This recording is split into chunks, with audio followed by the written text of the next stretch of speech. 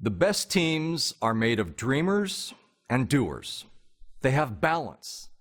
Balance is vital on both the front lines, in the executive suites, and everywhere in between. Teams with both dreamers and doers can withstand enormous competitive as well as economic pressure. Even organizations, however, that currently have a dreamer-doer balance rarely consider who is next in line to keep the magic going. Succession planning is something that I would argue is one of the weakest areas, the weakest link in the chain of service for most organizations around the world.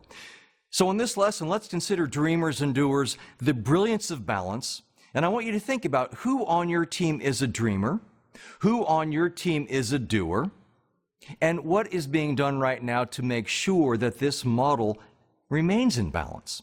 So specifically, let me think about the Disney organization. When you think of Walt Disney, he was a classic dreamer. He was a visionary, a risk taker, very similar to the Steve Jobs of his day, creating amazing new ideas and making them happen.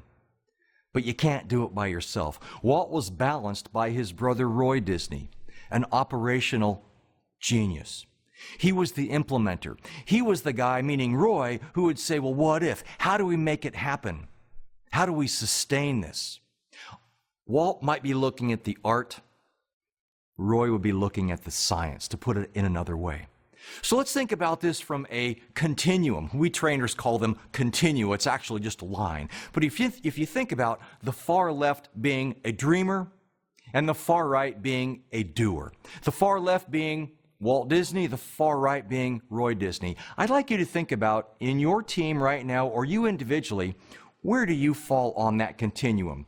Do you think you're more of a dreamer? You think outside of the box? You're considering new ideas? Some might work, some might not, but you're never stopping with that creative process. Are you more a dreamer? Or are you more on the doer side, an operational expert, making things happen? And I'm not suggesting that one is more important than the other.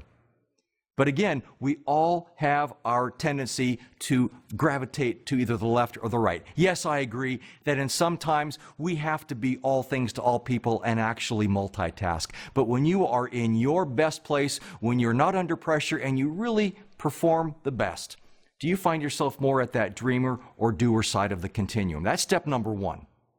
Step number two, who balances you out? Who is your contrarian thinker? When you think about Walt Disney and Roy Disney, they had numerous animated, tension-filled discussions about how do you finance a project, how do you maintain creative and predictable and doable at the same time. Walt and Roy balanced each other out. Who is your contrarian thinker? So if you're a dreamer, who is your doer? Identify her or him by name. If you're a doer, who keeps you thinking creatively? Who is the dreamer on your team?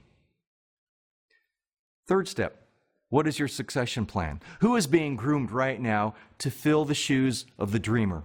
Who is being groomed right now to fill the shoes of the doer on your team?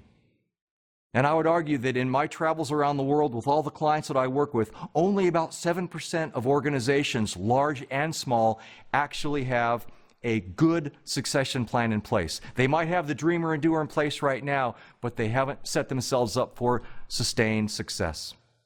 So again, who is your contrarian thinker? Who balances you out? Who challenges you? And who is being groomed to fill both the roles that we've already identified, the dreamers and doers? And these come in the forms of frontline employees all the way to executives in the C-suites of organizations around the world. It's all about balance now and about balance in the future. Work on that.